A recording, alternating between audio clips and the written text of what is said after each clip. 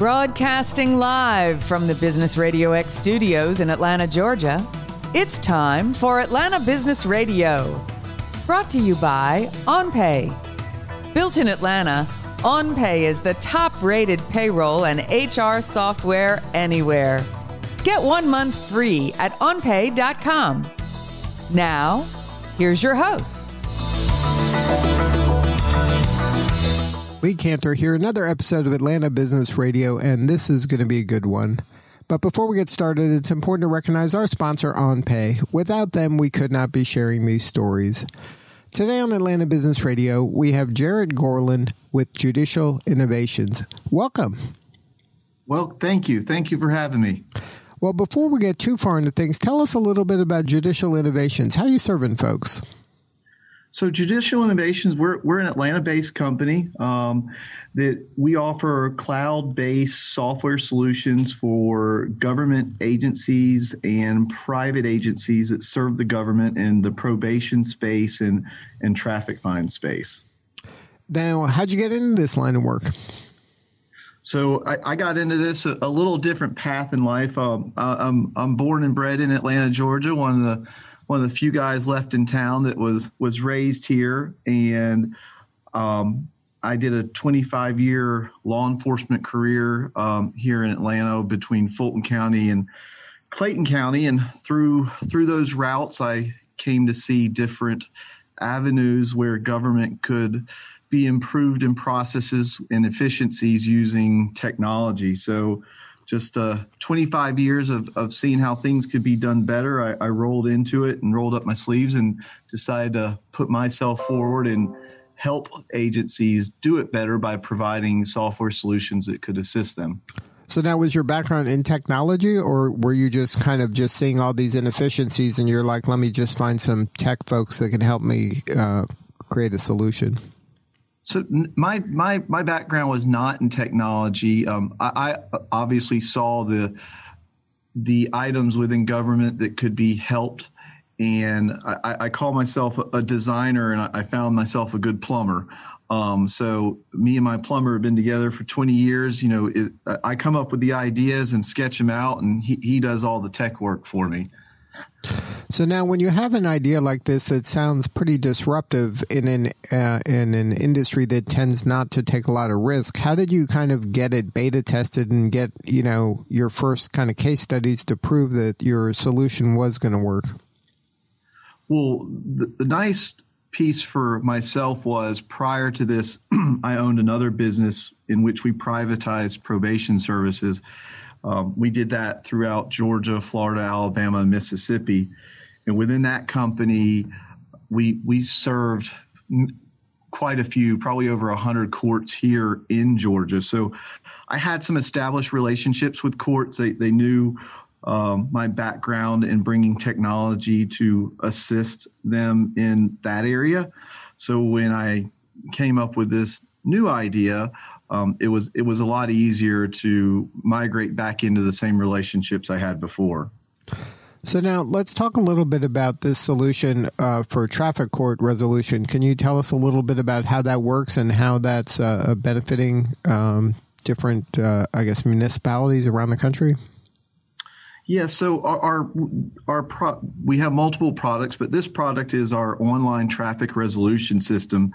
And this was developed out of the idea, even pre-COVID, of you have two choices when you get a traffic ticket these days. You either pay it, or if you want to dispute it, or you want to try and, you know, get a break, or even prove that, you know, you fixed the problem, call it a busted taillight or something like that.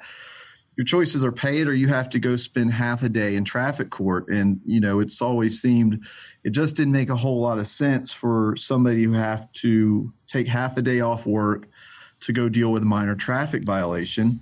And, you know, I see it as more access to justice for people, because all of us can't get off work. We have a real decision to make. You know, do I get off work and lose that income to go deal with this traffic ticket, or do I just pay it? And that's hardly justice if you're forced to make that decision. So our solution offers you a defendant in a traffic case the ability to deal with that traffic case online, not through what most people see right now through the pandemic is video, but it's a web-based platform where you can interact with the solicitor and the judge and deal with your traffic case without having to step foot in the courtroom.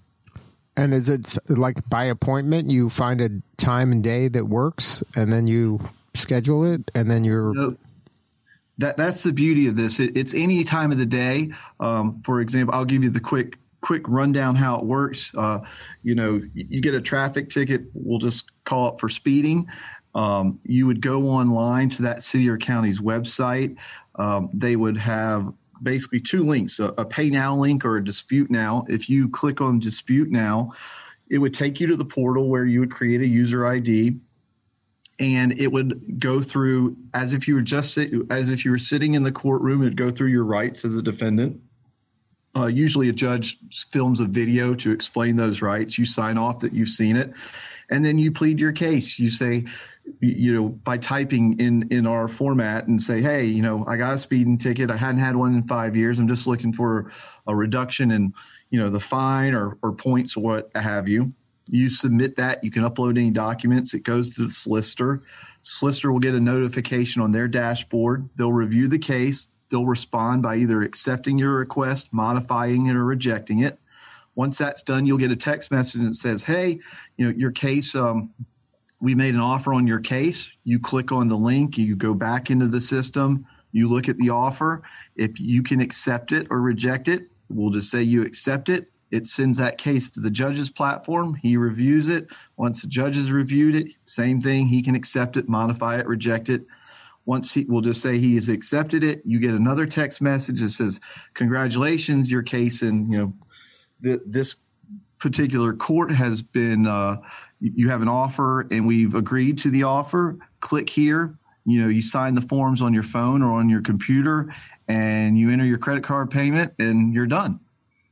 And you saved half a day of dealing with going to traffic court and parking and all the headaches that go along with it. And it's not happening all in that same real time few minutes. It's happening slowly over hours or days. Correct. Depending on how quick the court is to respond or how busy it is, it could happen over a 30-minute period, or it could happen over, like you said, a couple-day period. And then you're just getting periodically, you submit your information, then you get pinged when they've reviewed it and have an opinion about it, and then it goes back and forth a little bit until it's resolved one way or another. Correct. And then I guess when you agree to this, then you're agreeing to whatever the outcome is. Correct. Just like you would in court. Right. Jarrett. Yes. So it's just there's a back and forth. At some point, there's a resolution, and then you are agreeing to this outcome, just like it would be in a court if you were there in person. It just is just happens in little chunks of time over time, rather than in that few minutes that you waited half a day for. Correct. And at any point in this process, a defendant has the right to reject it and hire an attorney. The system doesn't take any of your legal rights as a citizen of this great land at all. So at any point in the process, you can stop it and go back to the original method of going to court. Now you have this for the traffic court, and then I see here it's also for government payments and probation management. A similar type of a platform. So yeah, we have two products. All of our products, which is kind of unique. Especially in challenging times with government agencies, especially during COVID, having budget shortfalls, and governments now are constantly being asked to do more with less. So we look at we're the ability to let you do more with less. So our products we give away to the government agencies for free. We license the software to them for free. All we want in exchange is their credit card business to process their payments, which they're already giving to somebody else right now anyway, and not getting anything out of it. So we give these platforms, the online traffic resolution platform, and we also have a web-based probation management platform that we give to probation offices that help them manage their probation caseloads. And all of that is free in exchange for the payments business. Wow, it sounds like a fantastic model. Is it something that is just going like gangbusters? Because I would imagine that governments would be all over this, all over the country. We have definitely grown. We're happy with our growth. On the probation side, we're serving over 300 courts in payments right now and providing our software. We just launched our traffic resolution system and have been doing a trial run in a local court here in Atlanta called in the city of Ackworth. We're very delighted with the response we've gotten. We've probably done, it's been live just a little over 45, 50 days now. We've done 30 plus demos. So we're excited. We have a lot of excitement around these smaller cities and counties who want to join the platform. And I can say, we've grown the business nicely. We're very satisfied from growing, from a few $100,000 in payments a year to over $60 million in payments a year right now. And then how big is the total market for something like this? How many courts are there in the United States? It's a real hard number to identify. From our research, the traffic fine business is well over $16 billion a year. Really? So you've just barely scratched the surface. Yes, if we just concentrate on what we know here in Georgia and the Southeast, it will keep us busy for quite a while. Wow. And then, so what's the biggest challenge of getting, this seems like a no-brainer. Is there just that fear of change? Is that what is holding people back? Yeah, I think so. It's especially your fear of change is always a real item for anybody. Sometimes I think, fear of change in learning a new platform. But I think, the pandemic has helped people kind of get over that fear again, knowing we got to do more with less, and we got to find a way to move cases through a court system. So people are more willing to see different, methods to do it. Now, is it something where, like you said, that there's no real fee for them to use the service other than a fee that they were already paying with clearing the credit card anyway? Do they not believe that? Do they think that, I can't understand why they wouldn't at least be open to the conversation about it.